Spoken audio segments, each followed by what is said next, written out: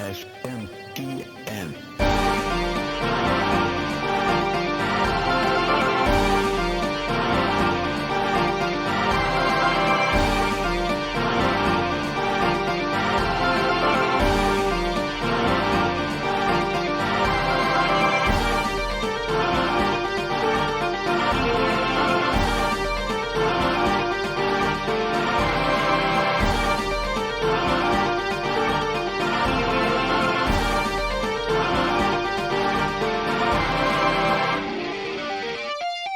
How's it going, everybody, and welcome to Shin Megami Tensei Network Link 247, and my wife has just brought in a Keurig machine.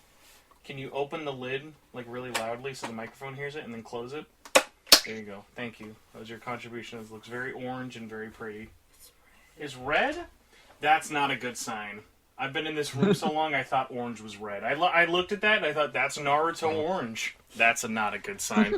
Well, I've clearly lost all sense of sanity in my life, but hopefully my co-host today has not. Michelle, thank you so much for joining me, as apparently I lose the ability to distinguish colors. How are you doing? I'm doing okay. I'm doing better today. Yesterday was an orange-red day for you?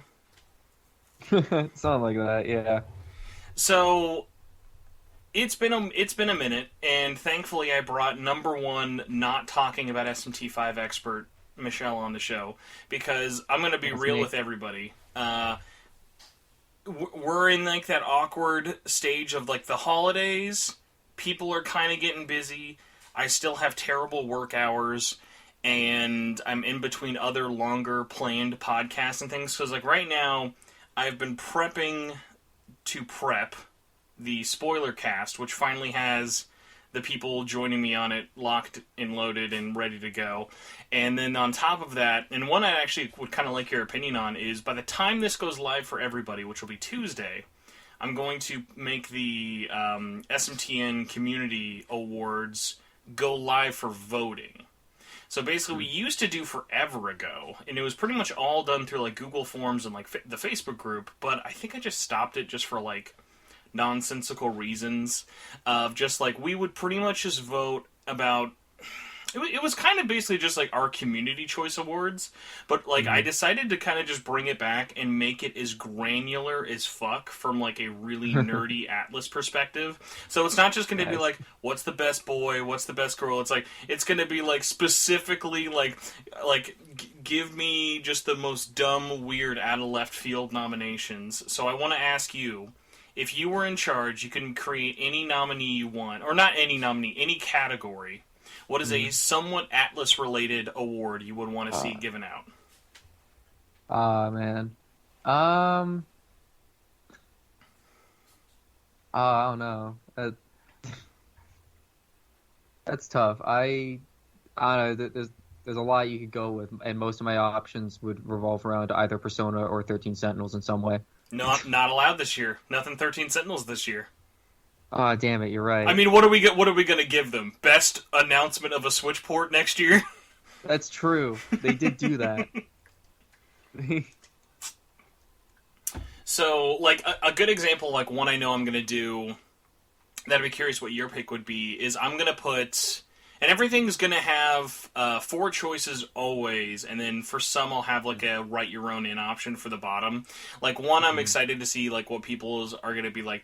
For like some of the older stuff people haven't talked about a lot, like one of them I have is like favorite moment from Strikers, which I'm like, man, that's really hard to pick one. Like the one best moment. Like when I was like replaying it, I was like, I can't describe it like in enough words how much I love just fighting Akira. Like that 2-part, like that second phase of Akira just hits so hard. No, yeah, it's like Counter-Strike is my favorite boss theme ever now. It's so good. And yeah, I mean, thankfully you will not see anyone getting snubbed, because fucking like every Atlus game this year will just have what is the best blank track from this game. Because I mean, like let's be honest, like I don't know, something about like JRPGs. I'm always disappointed they get snubbed for best soundtracks, but also it's like unless you're Final Fantasy or Kingdom Hearts, you like no one in the mainstream press really follows those like games soundtrack wise. Like, the day I can go into Hot Topic and see a Persona vinyl on sale, then I'll be like, alright, you're mainstream now. I bought a Persona shirt, but I need to see a vinyl to know it's real.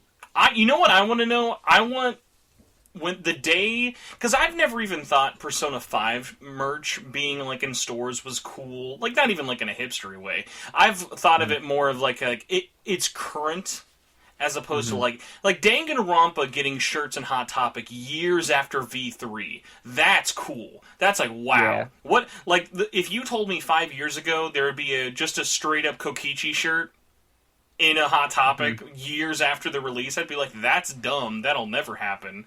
But like, I'm glad to be wrong there. But like, having a Persona 5 shirt, that's like, yeah, because it's like a kind of relatively popular thing for it. Like, I want to go into Hot Topic and see like a really shitty Persona 3 shirt where it's just like them in the coffins or whatever, and like that's like, I want some really like, I want some bad merch. When there's bad merch for old stuff, that's how you know it's popular. That's true. So, oh man, that could be its own category. Best and worst Atlus merch. Because there's some bad Atlus merch out there. Yeah. Oh, man. Because I was tweeting about it, the fact that, like, I like a lot of the stuff on the Atlus store, but in general, I kind of prefer what, like, a lot of the third party has. Well, it's got to be tough if you're running the Atlus store, because you've licensed, and you're still licensing out all of your stuff to all of these other companies, that, like, you kind of have to come hard with your initial offerings, and, like, the 25th anniversary merch was cool, but like, even their best seller, I think like a lot of things being kind of overpriced, which honestly understandable considering how everything kind of has to be overpriced without being mass produced. But like, I think if they launched with more than just Persona, that's all it would have taken. But the fact that it was just Persona didn't help. Like, just having these giant ads saying Catherine, SMT, Nocturne, like, having all of those things there and then just not being there is kind of like a, well, cool, so why did you launch now if this is all you had? Yeah, it's like, oh, I'd love a Demi-Fiend shirt, but it's only Joker right now. But you know what the sad thing is? Even with that, then it's kind of like, well, then you can immediately just go, well, yeah, but Fangamer already has a Demi-Fiend shirt. So even something like that, like, we're slowly kind of dipping our toe into that thing of, like, merchandising and stuff of that is always, like, so hard and weird, especially because, like, I'm really picky. Like, I don't look at something like, here's Joker on a pillow. I'm like, no thanks, bro. Like, as much as I love this character, I definitely don't need them in pillow form. Like, that just doesn't really do anything for me. Yeah, I mean, I have, like, surrounding me, I mean, I can see three pieces of Joker merch on my desk currently. I have a plush, an amiibo, and the mask. So, well, you know what's funny though? Like, I think if they leaned into weird merch that people wouldn't want, that would have been fun. Like, imagine if instead of doing a protagonist normal pillow headshot, they were like, exclusive to our store is a body pillow for all of the protagonists. Hell yeah! Like, think of, like, if BioWare can do that for Dragon Age and Mass Effect, like, why can't Atlus do that for their characters? Hell yeah! So make a Zenkichi body pillow for the people like me out there. Man, would it surprise you if I said that there's, I think, 3 pieces of Zenkichi merch and that's it, and none of it is him in his wolf form? Yeah. It's all just him in his dad mode. It's great. My favorite thing about Strikers getting revealed in the West was still Atlus West trying to pretend that Zenkichi wasn't a party member and that everyone didn't already know. Yeah. So funny to me. Oh my gosh, yeah. I gotta say, because yeah, the announcement anniversary being this month, I was like, has there been enough time? Like, can they joke about it, you know? And like, I shouldn't have been surprised that they didn't like lean into it at all. I just thought, like, I was hoping that they'd be self-aware enough to like poke fun at themselves now for that, but like, I get it. The one though that still is weird to me, because as of this recording, it's the 3-year anniversary, which is weird as fuck to say, of the dancing games coming out. I was going to post something about this, but I knew I wasn't going to get anywhere, and no one was going to say anything on the record. I am still and will always probably be super salty that they just have always lied to us why we never got those games on Vita physically. Like, because like the best thing was is they were like, oh, at E3 Sony won't let us do it, so we can't do it. And so it was just immediate deflecting. And I've always wanted to just be like, okay, can we finally just talk about why you didn't do it? Because I just want to know, like, did they just... Because, like, obviously, it's PlayStation Vita in the year 2018. Yeah. Physically is not going to be a moneymaker, but there were still dozens of companies doing it and stuff. And it was just so weird that they were like, you know what, let's stop supporting the Vita at the last Persona game on the system. That seems like a great idea.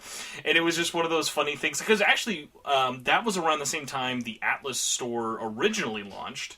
And like, how brilliant of an idea would it have been if they were just like, hey, let's make 5,000 copies of Persona 5 and Persona 3 Dancing and sell them on our store, because of course it's going to sell out on our store, so you don't have to worry about shipping it off to GameStop or Best Buy. Yeah.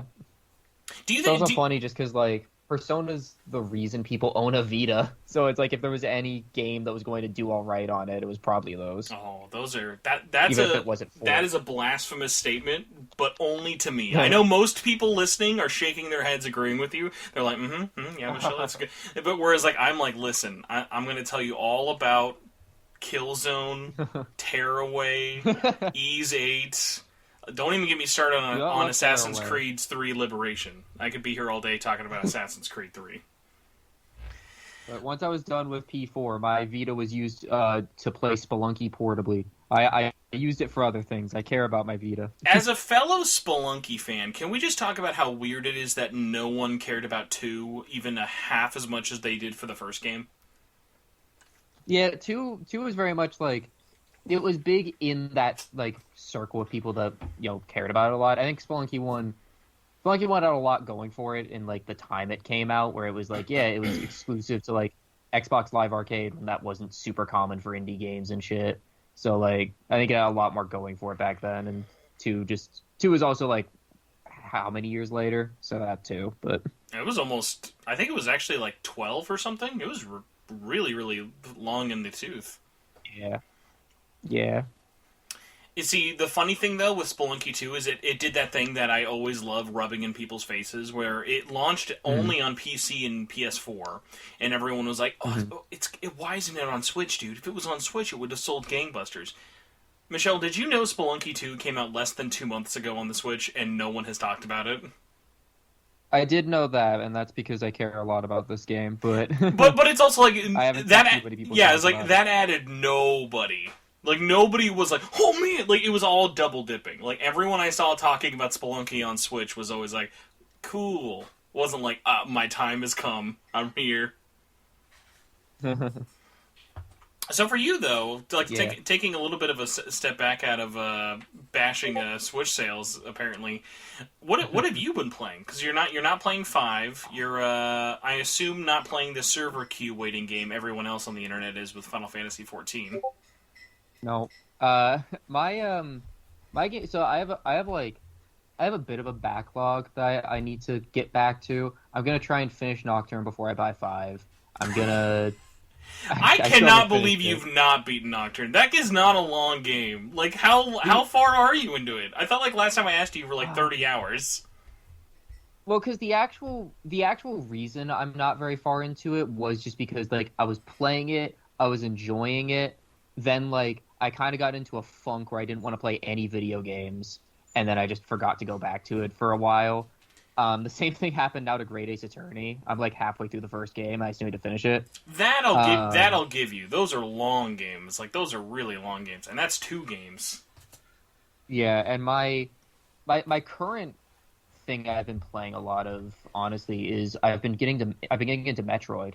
I finally decided to play Metroid, so I finished Zero Mission. I'm playing Samus Returns right now, and I'm having a lot of fun with it. I forgot, you've been playing through Metroid and everything. Let me tell you, as someone who just recently finally beat Dread, that was like one of the first games I beat as soon as I beat SMT5. Oh my god, what a just really, really good game. Like, I cannot say enough good things, but I mean, everybody has, like, that game is just really, really special. Mm-hmm. Now, I meant to ask you, because, you're not just, like, playing through them, you're, like, doing pretty much everything. I'm assuming you're just going to go next Super, Fusion, and then Dread, or do you plan on playing all the Prime ones? I'm gonna go Super Fusion, Dread, and then after that I'm gonna do, like, Prime and shit. See, I've So, yeah, I'm somehow really trying to play never up a bit. played any of the Prime games. I mean, I just remember it hasn't happened as much recently, but I just remember like ever since Prime 4 got announced, like every year there was a rumor like, nah, this is the year we're getting Trilogy on Switch. I believe it's coming. done. I'm in those weirdo camps where I'm like, I swear to God it's done. Like, because I believe Nintendo enough. Like, they held on that port for Pikmin 3 Deluxe, I think, for 3 years. Like, they'll just hold on to games for no fucking reason. Yeah. It's, I mean, I honestly, hope. going back to Atlus, it's the same thing with Persona 4. Do you think that that game is not just done waiting on a hard drive for someone to just press, it's time to release it, guys? We did it. It's coming. Like, there's Like, no work necessary. It's God. I'm still like I get that they held it for the anniversary. I'm still amazed it took them that long to do 3D World. Like Jesus. I will give them. They waited way longer than I would have ever guessed for 3D World, but they actually added way more compared to everything else. Of like not only adding online, but like Bowser's Fury definitely A whole game, yeah. Yeah, that felt like it took at least an intern a year or two to make. Uh-huh. So I gotta ask though, because I'm kind of in a weird. I wouldn't say funk, but I'm definitely right now in a I don't want to touch any JRPG mode. Just because of how much RPGs I've played this fall. So for you, what kind of sparked your like funk of like, man, I gotta take a game break? I'm not like, it wasn't like anything too specific other than just kind of like a shitty mood, and I just wasn't really enjoying much stuff. That was kind of the main thing. It was like, it was like I was kind of in like this sort of like I was feeling a bit down, and playing a slow, brutally difficult JRPG was not the mood for me. So I was like, I'll get back to Nocturne later. See, like, I've had that, like, kind of, like, coming to God moment with a couple of different games recently. Like, right now I need to finish Fatal Frame, but Fatal Frame is just such a slow... It's good, but it's just such a slow, dreadful, serious kind of experience. And not even, like, whereas, like, Metroid is stressful, but there's always that, like, oh, I just unlocked this. Oh, I just unlocked this. Like, there's lots of moments where I'll curse at Metroid, but it's very different than, like, a traditional slow horror. Whereas, like, I had a moment of just, like... And actually, before I beat Dread, the first thing I played, ironically, after playing SMT5 for review, was I booted up Call of Duty Vanguard, because I was like, I just want to play a stupid first-person shooter, and that was exactly the kind of experience I needed. And then, like, right now, I took a break from Fatal Frame for, like, a night or two to finally install Far Cry 6, and I was like, God, this is just really dumb junk food, but it's really good junk food. That was me recently as well, because like I got super into WarioWare for a while, and I still pick it up pretty often. I love Get It Together; it's a really good game. And then on top of that, like where I was just like, I just want to play something that I'm like disgustingly familiar with, so I accidentally put almost 200 hours into Payday 2 again. Yeah, So, you went deep into Payday again recently. I just saw like the weirdest little thing for it. Like, I guess they're bringing back that Payday had a collab with Saints Row, specifically Saints Row the Third, and I was like, what? I mean, and I know Payday does a lot of weird fucking like collabs, but like again, my experience with Payday is so different than yours. I played a ton of one, I played a ton of two, but it was only on consoles. And because apparently those games can never have a support team on consoles, it's like one of those things of like, I mean, it's even in a weird thing of like, because I know you put a lot of time into TF2, right? yes, I have about 1,000. I have never played TF2 on anything besides a PlayStation 3. Which, like, think of all the stuff I've never experienced. Like, I never even... I understand the hats thing, but I completely missed that update. I missed the free-to-play update. Like, do you remember when that, like, was a big deal? Like, oh my god, dude. It's been, like, 13 years, but Valve made TF2 free-to-play. Holy shit. That was before my time for that game, but yeah. Because, I didn't get to the game until, like, it was free for at least, like, a couple years. That was one of those... TF2 was one of those funny things of, especially on PS3, I wasn't into a lot of multiplayer, but what I would play it was like that was our community. Like I have friends on my friends list, or I just know online, or even like on Facebook or Twitter, that I exclusively know what game I was playing in like 2008 to 2010. Like I have friends I've made through. I think the most impactful ones in my dumb pee-pee brain is like PlayStation Home, Metal Gear Online, specifically the one for Metal Gear Solid 4, and GTA 4. GTA, I made so many friends that I probably should never have made, because it was just that thing of you would jump into a lobby, talk to everyone, because everyone had mics, or you had to do tech stuff, and it would just be like, we're just going to either hate you immediately, or we're going to become best friends and never meet up in real life for the rest of our lives. Yeah, I never really had that much of an experience like that with online games. Especially because there's like I feel like for you though it's probably a little bit with the age difference, because like for me that would have been like I'm in 8th grade by GTA coming out, like so for you probably would have been that way around like I'm guessing when the Xbox One, PS4, and Wii U were a thing, but you probably like played on PC only. Yeah, I mean, because like in that era, yeah, like all the for me like my cons like at that point in time like I pretty much I had a Wii U because I was a Nintendo fan child, and you saw the commercials. You saw the commercials where they were like, "Mom and Dad, here's the reason to buy the Wii U," and you went, "That's a great reason." Exactly. I still remember the era. I still remember like the era. This was like my peak Payday 2 era, like as like a 14, 15-year-old, which was after like I stopped playing Smash 4 religiously. I was just like, man, there's like no games on this console, are there? And then I just played a lot of stuff on my on my PC pretty much up until like honestly like getting a PS4 for P5. I gotta tell you, no sentence makes me feel more old than people being like, "Oh yeah, I bought a PlayStation for this game," and then it's like it's not even like that was near launch. Like that was 5 years ago. No, not even. That was 4 years ago. Like so, it's like so weird to me that it's just like, yeah, I just waited because like for me right now, I'm in a weird thing of like I feel like I am incredibly late to getting a Series X, even though literally the only thing I want to touch on it is Halo, well, and Forza. Yeah, well, because like it was funny because like for me, it was just like. Like that era, and it hasn't stopped yet, which was like being about that 14 to 15 age, where I watched just kind of on a whim. I watched a Let's Play of Persona 4 Golden.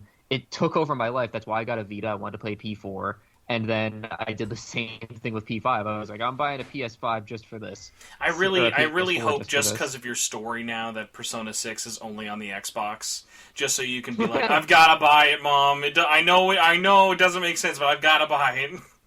No, I would. I appreciate that like blind loyalty to like consoles, because I'm definitely like as a Kingdom Hearts fan. Like, that no joke was, like, how we were. It was like, okay, I gotta buy a GBA for Chain of Memories. Okay, I gotta buy a PS2, a PSP, 3DS, DS.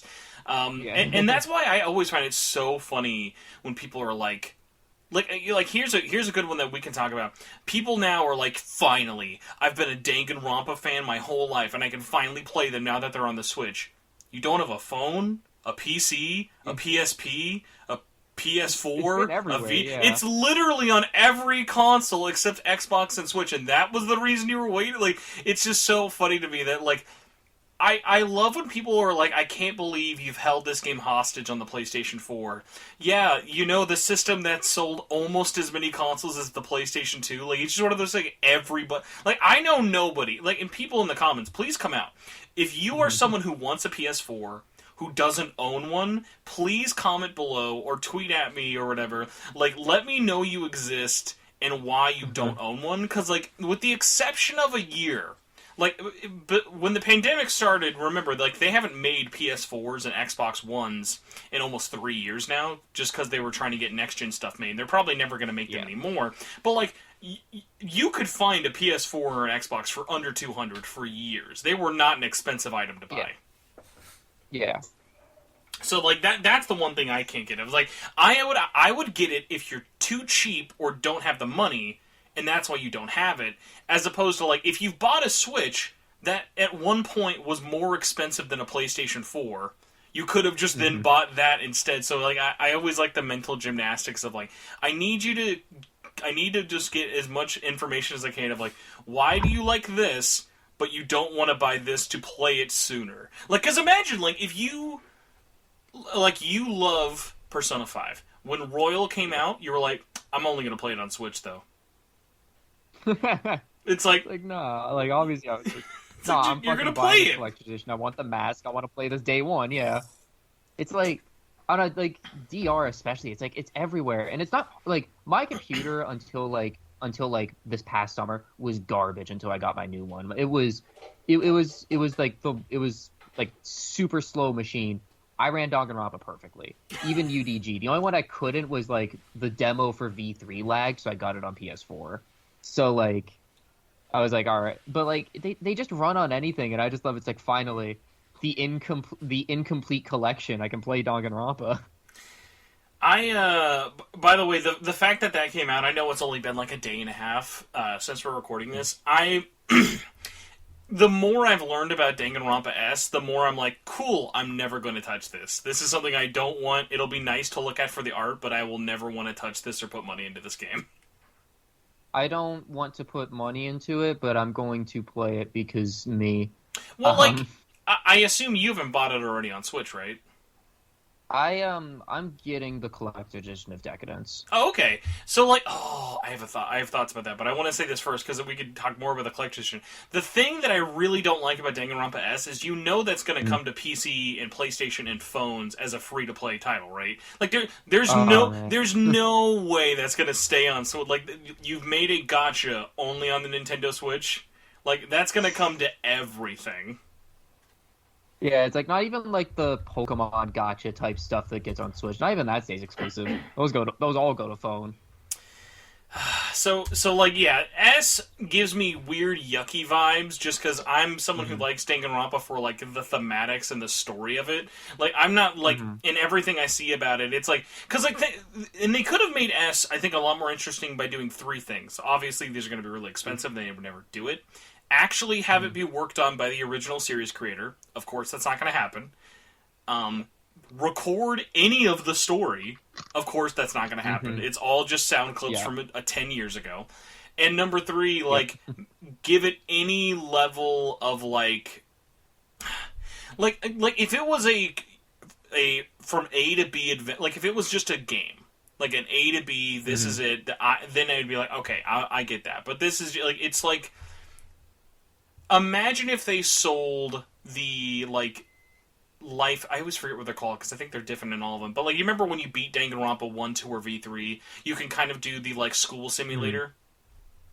The school life, yeah. Yeah, like, imagine if they sold school life. Like, that's not a fun game. That's a fun bonus. That's not a fun game, though. Yeah. So, dogging on Ultimate School or whatever, I don't want to talk about that. I would love to... My last Danganronpa question for you, because for whatever reason there are so many... You know what? Why do you think, as a fellow crossover fan, why is there so much crossover between Danganronpa and Persona? I always wonder that, even though, like, I am both. I just don't know the answer. Oh, man, because, like, I was actually... Months ago, I was on a podcast with King Narukami. We talked about, like, this exact thing, and... It was kind of interesting just because, like, yeah, it is kind of weird that they're both, like, they have, like, a lot of crossover, because I got into Danganronpa through Persona just because of the fandom crossover. I just heard a lot about DR. I thought the art style was really cool, so I was like, okay, I'll play this. The only thing I only do the very basic premise of, like, all right, it's murder. Like, that was it. Yeah, I had never even heard of a Nagito before then, and it was a brighter time. But I don't know. It's just like they're like similar enough in the way that they're both really character driven. They have that basic social sim aspect, even if Danganronpa is a lot simpler. And they're both very anime. They share a lot of VAs, and they're both in like that. I think P5 kind of made Persona surpass it a bit, but especially like before P5, a lot, but. definitely surpassed a lot, but like especially before P5, they were kind of in the same level of niche, or at least close to it. From my perspective, I would love to see comments like Danganronpa fans get. Like, and I always imagine it's always as a joke, but like I remember when I posted when Hot Topic did get shirts, I immediately bought V3's cover, and I bought Danganronpa 3, whatever the Academy one, I always forget what it's called. Yeah. But, like, I bought shirts for those because I genuinely really, really like those. And, I mean, I like the whole series. But it was so funny of, like, the meme for Danganronpa fans is don't show this in public or don't bring this to school unless you want to get beat up. Like, I would love it if Persona fans got, like, dunked out. Like, oh, man, is it a Joker shirt? You're gonna get dunked or wedgied in school for liking Persona 5. Which, like, to be fair, I'm gonna put this out there. I don't know if this is a hot take. Please let me know what you think, Michelle. Without a fraction of a doubt, I think Danganronpa is way more of a mature game than the entire Persona series. And I don't mean in terms of like just like, oh, it's mature. I mean, like, when I'm looking at which one is more for adults, there is way more mature elements in every aspect of Danganronpa, with all of its fucking jokes and characters, than Persona. Just because, like, I personally look at Persona as, like, a young adult novel. Yeah. Whereas, like, Danganronpa, that's like like, when I find kids are into Danganronpa, I'm like, are your parents aware of this? Like, are you okay? Like, this is an M for mature series, sir. Oh, I have a friend. Her little sister like got into Danganronpa, and she's like, "But why? No, because to me, like Danganronpa is definitely like pretty crass and sometimes juvenile in its humor, but it's still like, you know, M." And, like, I consider UDG to be the darkest video game I've ever played. Oh my god. There are so many moments in Ultra Despair Girls I go, how is this okay?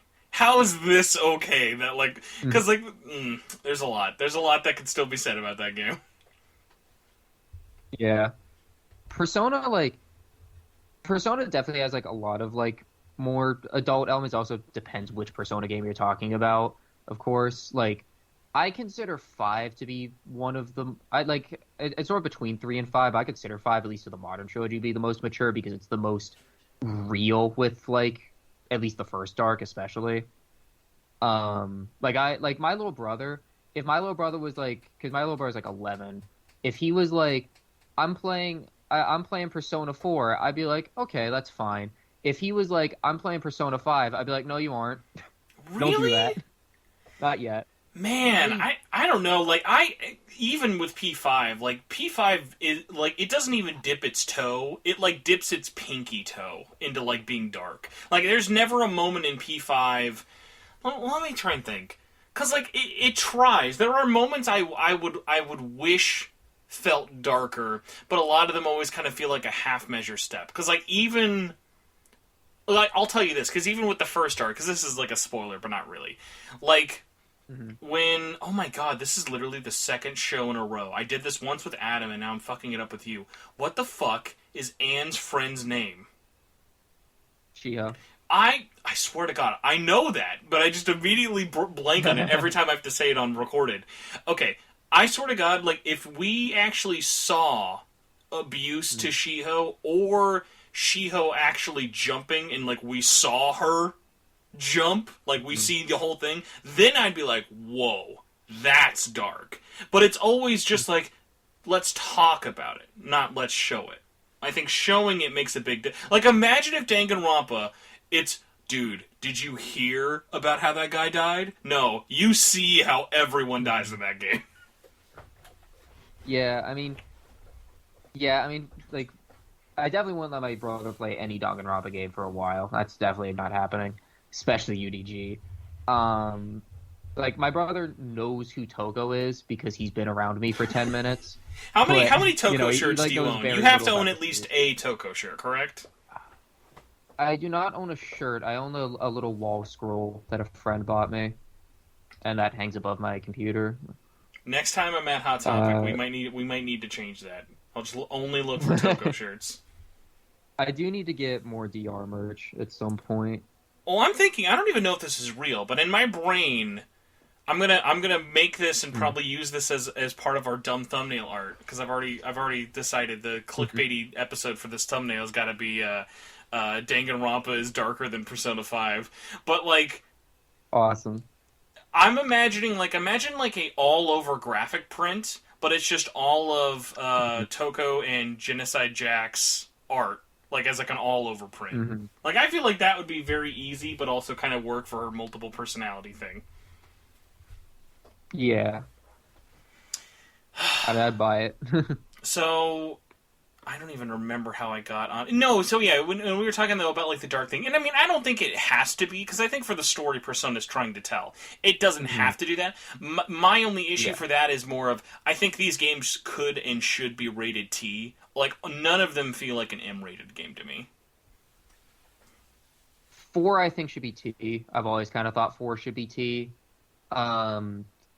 3 and 5, I think it's more debatable. Like, I think 5 I think goes far enough where I'm like, yeah, this is dark enough to make it an M game, especially given like even just like, I don't know, I think it's enough to me. Not by much, but it's not Danganronpa M, of course. And then like P3 is more so just like another moment that P5 should have shown to be a lot more impactful. We should have actually seen flashbacks of you-know-who's mom dying from a car. Like, the way that we learn about that is sad. But it's like, again, you're just telling me what happened. I don't actually get to see it. It would be more impactful, and like you would understand, man, this person's psyche is really messed up because of this.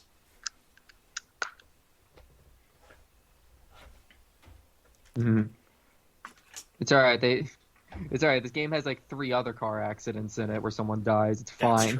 That's true. Sorry, Persona 5 Strikers. You couldn't avoid that trend. I'm trying to think though. So, is it just the extra hospital scenes? What are moments in 3 that you think are as dark as 5, or in that like ballpark? Because 3 is like, because like everyone's like, 3's the really dark one. It's the one about death. The darkest thing I'm really thinking of, because like there's a lot of sad moments. I would say the only scene in P3 that like gets close to it is a certain boy's death. Like when a guy, not the main character's death, but like there's a certain death like in the story that I think like that is a really good job, because they show that whole scene. Like they show it, they explain it, like you see how this character dies, and I think that lands really, really hard. But even like. Yeah, because like the other deaths always kind of feel very happenstance, as opposed to in the moment. There's not a lot of like, oh shit. Yeah, I mean 3's mainly just like, I don't know. 3 just kind of has like a lot of people just get killed more than anything. And like, because 3 to me, like everyone's like, it's the dark game, it's about death, and I'm like, I mean, it is like, it's got some dark elements to it, but 3's not really about death. It's more so about grief, which is more emotional than just dark. Yeah, and I think like there's other aspects of 3 that's a lot more, I wish we could show their backstory and not just talk about it, because people do have a lot of baggage in 3. That's like why one of like my favorite things is always like all the expanded backstory we get, because like if you only play Ultimax and you don't like Show, I get it. Like, they don't really do a lot with that character. But if you actually read the manga and, like, they go into, like, what his father did to him and, like, how he got that way, like, he's got a great backstory, because they actually show it and they flesh it out, and it's a really interesting and really dark and tragic backs. But that's not there in the game, and that's how most people are going to experience that story. Yeah. Well, speaking of dark, tragic, sad stories, let's talk about Persona's 25th anniversary this month. So, Michelle, we know we're getting something this month. Atlus has said they're going to do another Persona Presents, whatever their little video thing is, a not live stream. And I want to get a couple questions about it to you, and then kind of pick your brain. So, first off, will it happen at or after the Game Awards? Like, I think it'd be cool if they did it in, like, at the Game Awards. Will they? I mean, I don't know. Atlus doesn't like announcing thing. I mean, I mean, they've done it a bit more recently, of like announcing things through other venues that aren't just themselves. But like, I don't know. I don't know if they'd, especially since like, unless it's a worldwide release, I don't think it'll be the Game Awards. Well, remember, Strikers was supposed to be announced at the Game Awards, but it leaked early. So originally it was going to be announce Strikers and then do the live performance with Lynn. And then we just got the live performance as the pre-show. So I'll say this. I think if it is there, it's not as a part of the main show. Like, because I don't think they're going to do anything big this month. I think it's probably finally going to be the console ports. And that seems very pre-show vibe energy to me. Like, I don't think you can drum up crowds being like, here's the new Halo, here's the new Fortnite, here's the new whatever, and then be like, and here's a port of a PlayStation 2 game. Woo! Like, it's a big hit, but it's also like... It's like that, like, can you imagine Keanu Reeves coming out after Persona 4 Golden, coming to Switch and PS5, and Keanu Reeves just comes out and says, I can't fucking wait, guys, that game was great, that's a fucking banger of a game, you guys start playing Persona. Like, it's just like, no, that's... Keanu wouldn't, but Reggie might. I'm gonna bet you $100 right now. And everyone, feel free to tweet at Reggie to prove me wrong. I bet you Reggie has never played a single Persona game in my entire existence. I'm betting that with my core. I feel that in my gut. And I love Reggie. That's just not a Reggie game. Maybe. I don't know. I mean, he was there with his Ridley shirt to talk about Joker and Smash. So I don't know. I bet you, if you told Reggie, I'll give you $100, because apparently that's as high as we can bet. And it said, Reggie Fils-Aimé, tell me what SMT stands for. He would just walk away. He wouldn't even know what you're talking about. It'll be like Adam with Super Mario TV. So the thing about it though is like, so I'm very much in the like, whatever the next announcement is. I'm not saying it's 100% going to be the Persona 4 port / tied with 3, but I'm like, that's got to be the next game. Because, like, there's no way they're going to do something bigger that's not that. Because, like I said, those ports are done. They're ready to go on consoles. It's just one of those funny things of, like, how do you do it? When do you do it? And where do you do it that doesn't piss off people? Because, like, there are ways that I think it could, like, go south really, really easy. Like, imagine if you shadow drop it. That's a huge deal. But then what about all those people who are nerds like me who are like, cool, here's a shadow drop. Physical out in January. Like, oh, I don't want to fucking pay it twice, and now I gotta wait. So, like, there are weird moments like that. I'm gonna be honest, I would complain if it did not come out on PS5, because I would love to just play Persona 4 Golden at 400p resolution at 120 frames, because why not? Dude, that'd be awesome. So like, for me, I'm in the camp of, like, I think it's going to happen at the Game Awards. It would be pre-game show, but if it's not, then my other question for you is, if it's not at the Game Awards, do you think it's pre or post-Christmas? Because I don't think, like, why would you do it after Christmas? Like, who's really paying attention to news that late into the month, the holiday? I don't know. Why would you announce Strikers in January? Or whenever the fuck they announce it. Why would you release it then? Oh, no, wait, okay, so people in my chat were mentioning this on the anniversary. Do you think Strikers released in a bad month? I thought Strikers coming out in February was a good idea. I don't know, I think it worked. I don't know, it's like, I feel like, okay, it's not that it was a bad month, it was just a bad year late, but that's... Okay, no, that's true. We all know that. We all know that. Oh, man. One of these days, I'll get the story to that. I'll make like my ESPN 30 for 30 like documentary about what the fuck happened. Because like I never mean this with any disrespect, but like I love the cast of Persona 5 Strikers. The fact that they think them not recording the game is why it got delayed a year is like the most laughable thing ever. I'm like, voice acting is literally like the last thing you do in making a game.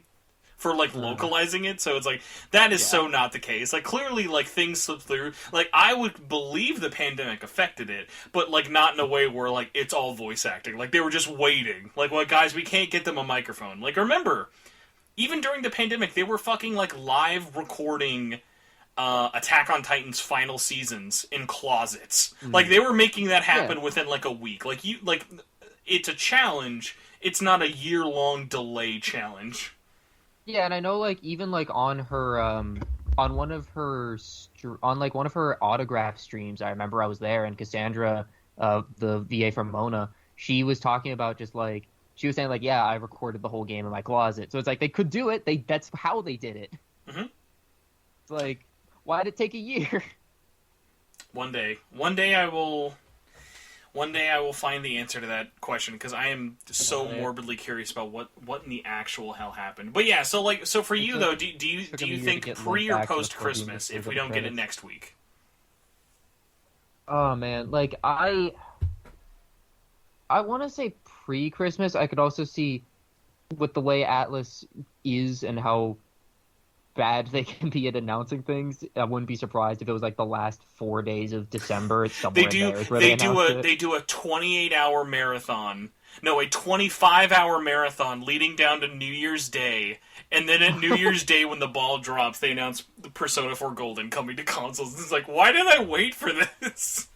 Hell, I mean, hey, I'd rather that than watch New Year's Rockin' Eve or whatever. I'm just imagining now like an in-canon world. Like you're watching the really low-resolution Persona 4 Golden in-game models celebrating like 2021 New Year, and they're like, "All right, everybody, we've reunited for no apparent reason. I hope you're all ready to celebrate with Johnny Young Bosch, and Aaron Fitzgerald, because that's all we can get this year." Yep. But like I'm just hoping they at least finally rip that Band-Aid off, because like I think if they have a repeat of September, that might be the most tone-deaf thing they've done in a really long time. Because like they've got to know everybody made fun of them in September. Like that was such a wet fart of a month for them. No, yeah, I still remember just that. Like, it was that picture of, I think it's King Narukami, everywhere on my timeline that just is a picture of him that just says dumbass with actual expectations. Like, that was everywhere on my timeline. That was, that's actually David, but I think he had started it, yeah. It was David, right? It was just like, even me who, like, because, like, I know how Atlus announces things, even me, like, knowing there was an intellectual. Yeah, even though there was me, like, knowing there was a pretty good chance this would happen, even I was like, man, come on. Like, I was just extra disappointed in the people.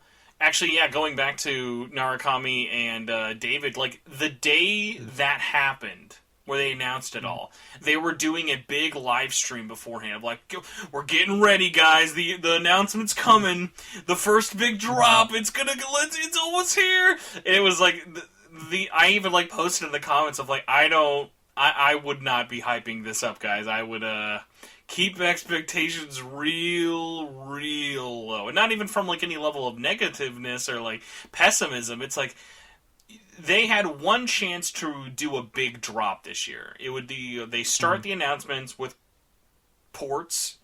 They'd have to come out either that day or October. Otherwise, they were cannibalizing SMT5 sales.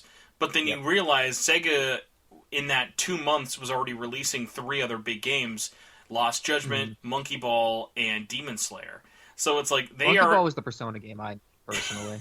But man, dude, I feel like no one bought that Morgana DLC. Not saying anyone needed to buy it, but I feel like no one talked about Monkey Ball after its release, and it made me really sad. I love that game.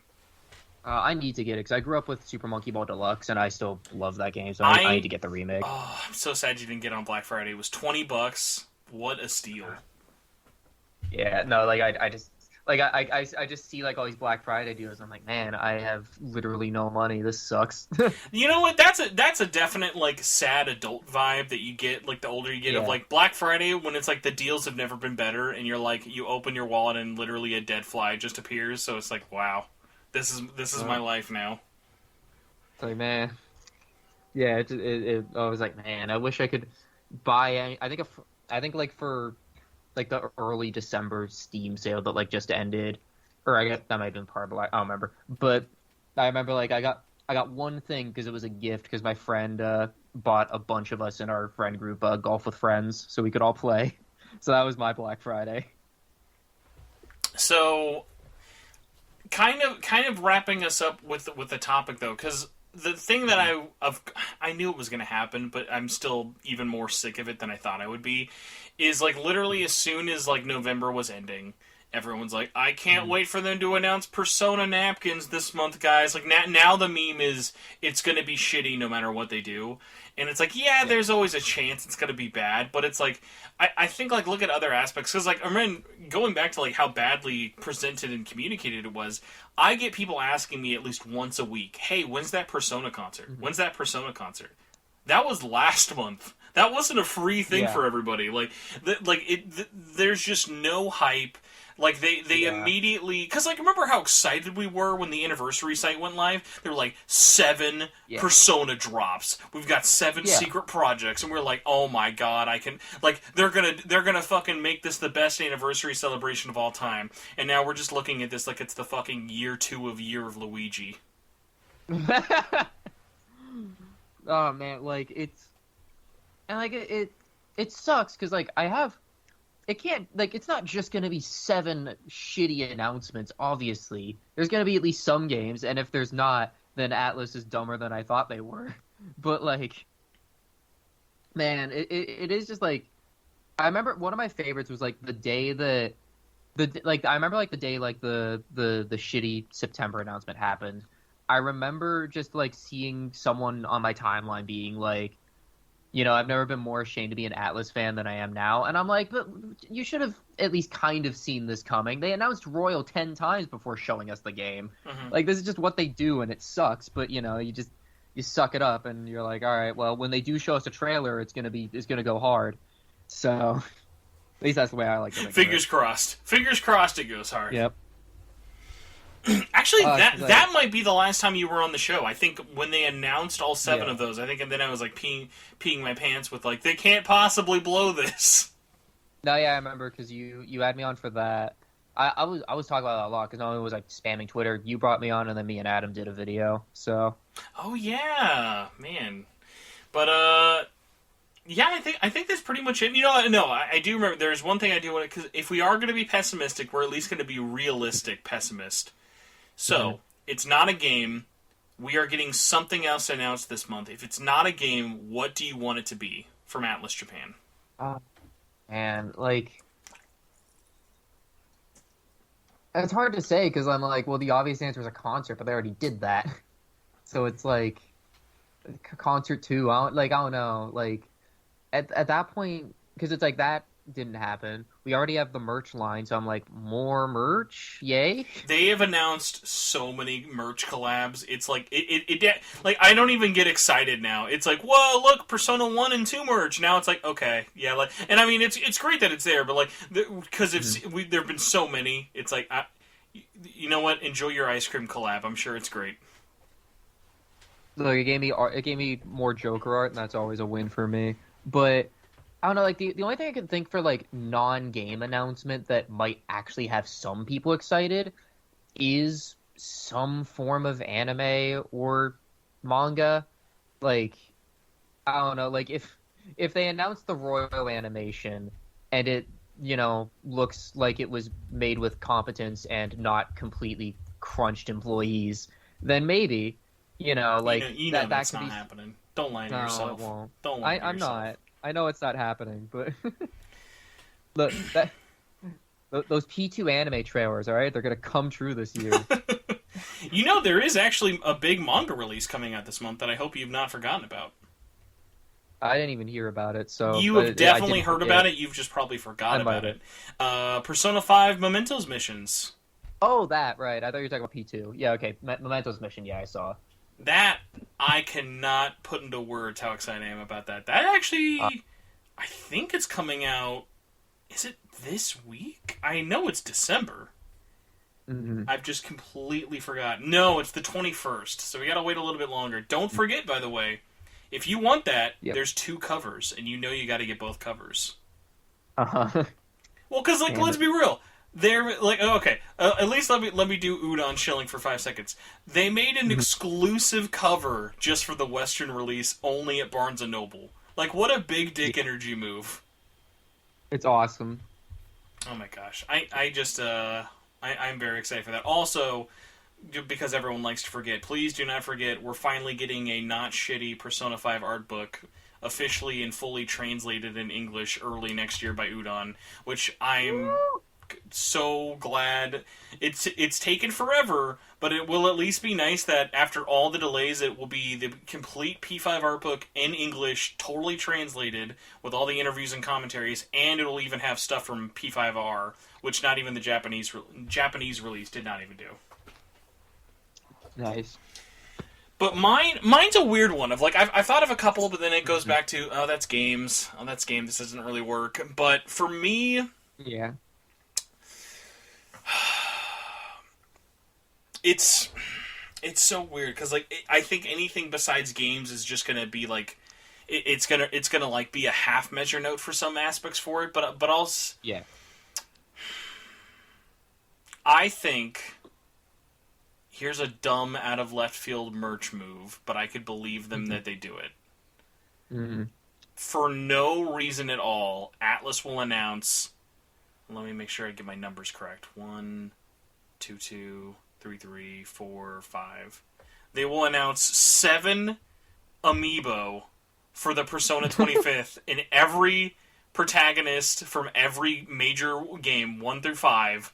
will get their own amiibo, and they will be all store exclusive in Japan. Awesome. And I will buy all of them, no matter how bad they look. I agree on that. I agree I would also buy all of them, but also, Nintendo didn't even make a DQ3 hero amiibo. They're not gonna make a fucking P1 Pro Tag amiibo. It'd be glorious, though. It would be an absolutely fantastic one. Oh! Okay, I have a dumb one. It's not game-related, but I could see it happening. Okay. Oh, alright, it's a two-parter. New season of Fortnite. Joker is 1,000% going to be in it somewhere. Not as part of the season pass, because we know that's Spider-Man. Oh my god, dude, just think about this. Because like this both just got announced /leaked today. The Rock and Spider-Man are going to be leading the new season of Fortnite. That's a real sentence I just said. Dude, nothing has made me laugh harder in the past like few months than every clip of Naruto characters doing Fortnite dances. It is the funniest shit of all time. But Persona 5 will somehow tie into Fortnite, but that's not my major one. My major one will be this. There will be a VR experience. It will be very bad, but it will be some VR experience, maybe for your phone or whatever. Not like a big boy thing, but a dumb VR little celebration. It might even literally just be them all doing the safety dance or whatever with like bad like rigged models from like P5 dancing mods or whatever. But like there will be some dumb VR thing that like will. It's like, do you remember they did a Kingdom Hearts VR thing and no one played it? I have no idea. Is it canon? It's all canon. Of course it's canon. Everything's canon. There's nothing that's not canon. Awesome. So yeah, I hope we're both simultaneously right and wrong all at the same time. But Michelle, thank you so much for killing an hour with me. You definitely stole you for way longer than I planned on. So hopefully I didn't steal too much of your payday 2 time. I'm good. I had fun. I had no plans tonight. So, I'm going to give you one bonus special Michelle question. Are you ready for this? Okay. What is the current state of the Binding of Isaac's fandom? I gotta know. Oh, man. It's slowed down a bit. Are we happy? Are we mad? Did the console ports do anything? I feel like no one played... Like, we waited like 9 months for these console ports to drop, and then no one cared about it. Yeah, the console ports... The console ports, I think, were only exciting to people who already had After Plus. But I think now, especially with like some of the most recent patches that added the couple things that were missing and made Tainted Lazarus not actual hell to play, I think everyone's really happy with Repentance, myself included. So I don't think I've ever had more of a complicated feeling towards a game of like, I love The Binding of Isaac. I hate its publisher. I actively don't like Nicholas. Yeah. And the fact. Oh, actually, did you hear the weird thing about what happened with the Switch version of Repentance? No, I don't think. If you have the physical, you can't buy the DLC for Repentance. You just have to buy the $60 version of Repentance. You can't buy Repentance as an add-on for Afterbirth Plus. Oh, but why, though? Because the distributor that they used for the physical release, they no longer work with, so they would have had to pitch them in some money to do it. And they were like, no, thank you. No money for you. We'll just have everyone buy either our digital version and then upgrade it that way, or give us the $60 version ourselves. Jeez. Yeah. But I'm at least glad that everyone likes Binding of Isaac, and I have nothing but love for Edmund. Edmund McMillan just seems like such a cool dude. Yeah. No, I'm glad that this last DLC, especially like, because I remember it was a great like interview with Edmund. He was talking about like he like just come off 2 failures. He came off Afterbirth Plus and Legend of Bumbo, so he was like, no, Repentance has to be Wait, good. Afterbirth Plus was a fail? I thought everyone loved Afterbirth Plus at launch. No, Afterbirth Plus like did pretty well. Like Afterbirth, people really liked. Afterbirth Plus, people hated. Hold on, especially at launch. It goes Rebirth, Afterbirth, Afterbirth Plus, and then Repentance, correct? Yes. Okay, just want to make sure. It's very... Because it was basically just the problem was, like, Afterbirth Plus came out, it was kind of imbalanced. Most of the new areas people just didn't find fun. They were just kind of unfairly difficult. And then just to kind of make matters seem even worse in comparison, about the time Afterbirth Plus came out, Antibirth came out, which is the mod that Repentance is based on. So, like, Antibirth came out and people were like, oh, this is like a significantly better expansion pack and it's free. Man, I haven't touched actually touched Isaac since probably console port of Afterbirth, but I did play Rebirth, because I played a ton of Rebirth on Vita. That was really, really fun. That was like during like the Spelunky 2 days. I'm like, do you remember they just gave that away for free? They just gave Rebirth for like everyone on PlayStation 4 and Vita for free. Like, what a crazy time. But then it was like, I tried it on Switch and I just could not get into playing that on Switch. Even though like you think that would be like a really perfect game to play like portably. Mm-hmm. But yeah, this is sadly not the Isaac cast. Although there is actually a weird kind of... I would say thematically there are some interesting comparisons between SMT and Binding of Isaacs for biblical reasons. That is true. But we're not here to get into that, at least not today. So we gotta wrap this up so I can actually make this and let all the wonderful people online listen to it. But Michelle, where can people find you if somehow they've lived in a hole and not seen all your Payday 2 streams? I mean, I haven't been streaming for a bit. My Wi-Fi's been garbage, but the last stream I did was reacting to Sora and Smash. So it's been a bit. Was it a real reaction or a screaming reaction? I mean, we all popped off. Okay, I heard your reaction. I remember because I specifically had to ask Adam. I went, "Who is this person actually crying?" And are they like? Yeah. And I had to ask him if it was like as a joke or not, because I was like, neither of you two were as neither of you two were. I forget who their name was, but I was like, is this person a legit fan? And Adam was like, oh yeah, definitely. I was like, okay, had to make sure. No, yeah, that was my friend Victor, because Victor like was just recently getting into KH. I think he's on 2 or Dream Drop now. So like he was die hard into Kingdom Hearts. It immediately grabbed him. And like the reason he was crying and me and Adam were just excited was because he's played them and he's now a huge fan, and me and Adam have barely touched them. I approved before, but I extra approved of Victor after that reaction. Bonus points to anybody who cried for Sora, because that it just hits different. But so where can people find you though when you're not crying about characters in baby games? Yep.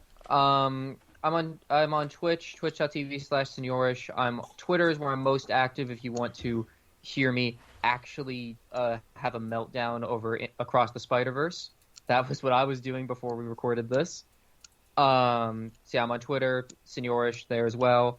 And I And I say this a lot, but I mean it this time. I want to get back to YouTube. So, dude, I don't even mean to laugh like I'm being mean. I legit forgot. I think I gave you shit the last time you were on this episode about that. I think you literally said the exact same thing last time, and I was like, I believe in you, Senorish. You got this. You're gonna fucking. Oh man. Look, at this point, my channel is just being in half of Adam's videos, but I've been feeling more motivated recently to actually write scripts, so I'm gonna try to get to YouTube soon. If you follow me on Twitter, I'll post updates on videos I post if I actually make them. So I have at the very least, I'll try to get another Game of the Year video. I have two depressing analytics for you in your YouTube channel. Are you ready? The last time you were on this show, you had more subscribers than me. And the last time we talked about your channel on this show, Infinity Train was still a show. Yeah. No, I still remember, whenever I made those shitty Danganronpa videos, all of those popped off and got over 30,000 views. I think part 1 had over 100,000. You need to just actually unironically make another one. I feel like strike while the iron is hot for the Danganronpa Switch fans. No, yeah, that's partly why it's motivating me again. I'm like, oh yeah, Danganronpa is relevant. I can do this because the reason those videos are unlisted now is because I hate them. I think they're garbage and I don't agree with the list anymore. So I was like, I need to redo this list in a way that I actually agree with, where I didn't put Tsumugi in the middle and Nagito not even making top 20 because that list was dumb. I need to actually make this would be. I don't know if this would be too meta. You should get a compilation of all of your Danganronpa videos, even the unlisted ones. At least the meme videos with the stills and stuff. Get that video, put it in a PNG of a Nintendo Switch, and just upload it as Danganronpa Switch Ultimate Meme Collection. I guarantee at least 1,000 views. The exact same video, just on the Switch's video screen. It'll make my friends laugh. Dude, I still find it funny that I started making the Danganronpa series before Adam even started his channel. That's how long ago that happened. I forget, he started it, for P5R? Or was it P5? His first video was Why Okumura's Palace is the Worst, which was, I think Royal might have been announced at that point. Because I know the casino video where why the casino palace is the best. That video he uploaded, I think, the day before Royal, because he still wanted it to kind of wrap around with the Okumura video and have it be a follow-up and still talking about Vanilla. Ah, okay.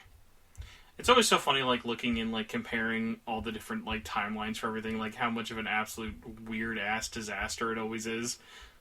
Mm-hmm. Well, if you would like to see my weird-ass disaster that's not just this podcast, you can go check out my YouTube channel. It is Spencer Presley, or you can just search in Megami Tensei Network. SEO is usually pretty kind to me, so take your pick out of it. You can do whatever one. While I'm very terrible at running my YouTube channel, I at least try and get 1 to 2 to sometimes 3 things out a week for people. Whoa! I just realized. I don't know when I actually mix this. Because I never actually look at most of my YouTube channel. Because I was like, this is how bad I am at making my YouTube channel not ugly. I have no channels featured on my channel, so it just looks like I have no friends. I have no friends, and I hate everybody, apparently. Awesome. But no, the funny thing about it, though, was... If you want, you can listen to the podcast there. You can check it out on Spotify, iTunes, Google Podcasts, all that fun stuff. You can follow me on Twitter. I am at Torchwood4SP, or the podcast, where I'm a lot more active, is at SMT Network. There's a Facebook group for all you cool kids who still do Facebook. We are 9.99999 members into that Facebook group, and super close to 10K. So if you want, and you still use Facebook groups, which there are a lot of you out there, our SMTN Facebook group is almost to 10K, which would be a really weird milestone, because the next year will be our 10-year anniversary of starting SMTN. So there were many years of us being stuck at 3 and 4K and being like, this is it. That's all the SMT fans out there. There's no more.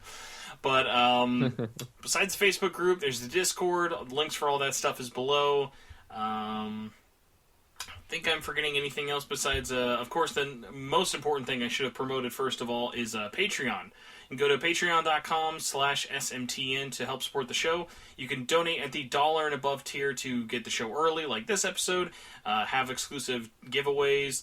And if you would like to have me say your name at the end of every episode, you can donate $5 and up to be an executive producer, just like these super cool and awesome people, just like Jagingus, Cross Renren, Dozy Bear, Jazzy Jefferson, K-Horse, Lena Hafer, Patrick, Philip, Seashow, Solaire, and we have a new one, Cameron Sharp. So thank you all so much for being executive producers. Oh, nope, I lied to all of you. Sorry. And I couldn't forget Robert Dogman Magadellis. Thank you all so much. The Patreon support recently has been insane, so you think I would be a lot better at saying everybody's names, but me suffering through saying people's names is half of the fun of paying $5 every month. So thank you all so much for making all of my hosting fees just a little more bearable every month. And extra special thank you to Michelle for saving my social life this week and me stealing your time away from Spider-Man fangasming. So now we will say goodbye and go back to speculating about why is it part 1? Where's part 2? How long will part 2 be? Oh, man. So goodbye, everybody. I'm going to cry. I'm so excited. Bye. Thank you for having me.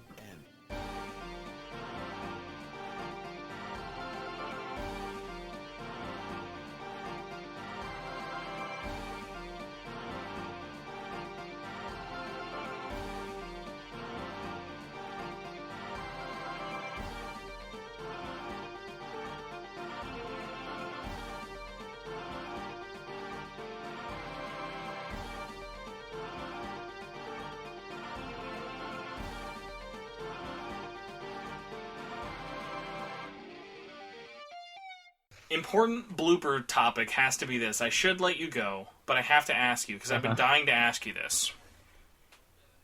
Thoughts on the video? I was going to say trailer. That is not a trailer. That just straight up is the ending of Spider-Verse 1, which I think is such a baller move, to just be like, no, dude, we're just going to show it to you. So give me your raw emotions of what you thought, and let everyone listening to the blooper reel of this episode hear. Oh, man, because, like, having, like... I mean, like, because... For a bit of context with me, Spider-Verse is my favorite movie ever made. Because you have taste. So, like... You have very good taste. Yep. So, like, I remember just, like...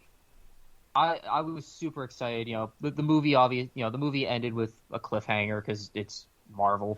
But, like, watching this trailer, seeing it pick up exactly where Spider-Verse 1 left off with that shot of Miles... But, like, I had this just giant doofy smile on my face, especially, you know, hearing Sunflower play and all that. And then just, I don't know, like, Miles looking older and just everything about it. I was just like, this is everything I've ever wanted. I'm so happy.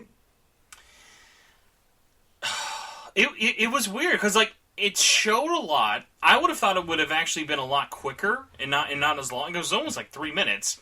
My other one is this. Yeah. The tone is very weird.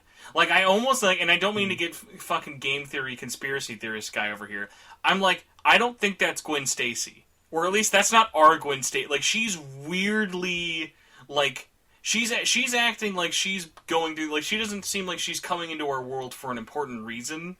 And, like, maybe, like, that's, like, some, like, weird, like, nanomachine bizarro version of her. Because then think about it like this. Then as soon as he goes through that portal, we then see, which, oh my god, by the way, this movie's going to be amazing to see on a big screen. Like, I'm so glad that we now got to see not only, like, different art styles, just straight up, hey, here's a new Spider-Verse world that just straight up, like, looks nothing like you've ever seen before. And then immediately just to Oscar Isaac's beating the shit out of Miles Morales. It's so good. And, like, man, from the moment this movie was announced, I was extremely hyped. So, like, I'm everything about this just looks so good to me. I've just got to, like, I've just also got to think about, like, the other kind of craziness of it, of, like, how, because this movie was such a, the first movie was such a huge success. That you've got to imagine that it's not split into 2 parts because Sony wants it to be. Like, you've got to imagine they were like, hey, we literally scratched the surface with Into the Spider-Verse.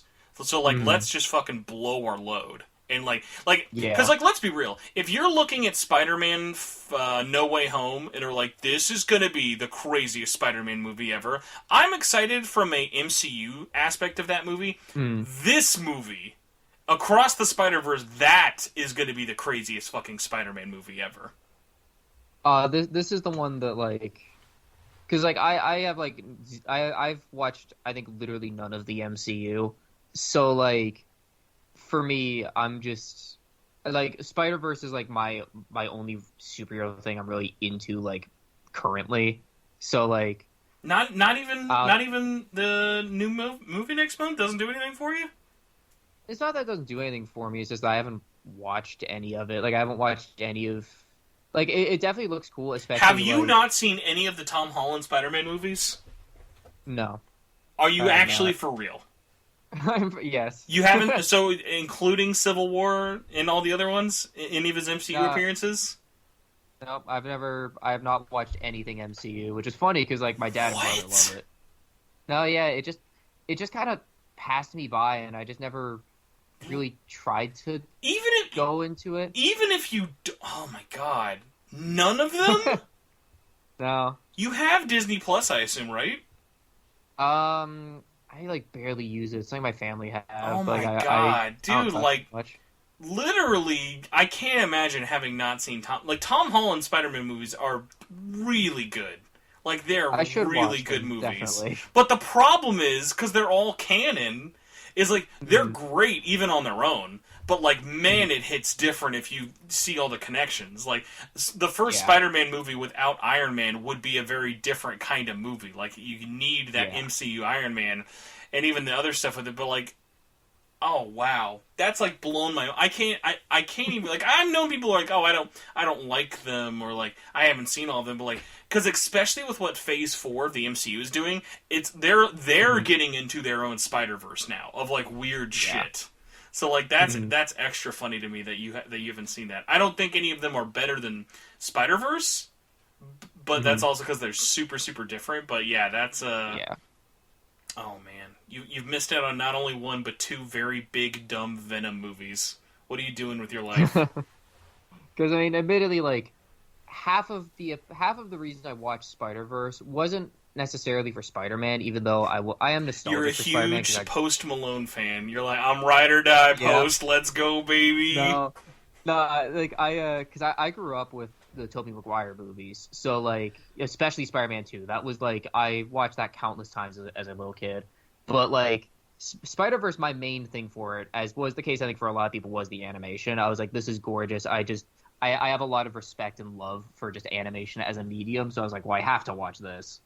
So that was like kind of my big drive. You're gonna hurt my feelings, I bet. I'm gonna ask this question and you're gonna actually hurt me. And I want you to know how much this is gonna hurt me to ask you, because I know you're gonna say no. Please, Michelle, please tell me you've played Spider-Man or Miles Morales on PS4. Oh god, I need to. Why? I know, no, they are like... It's so good!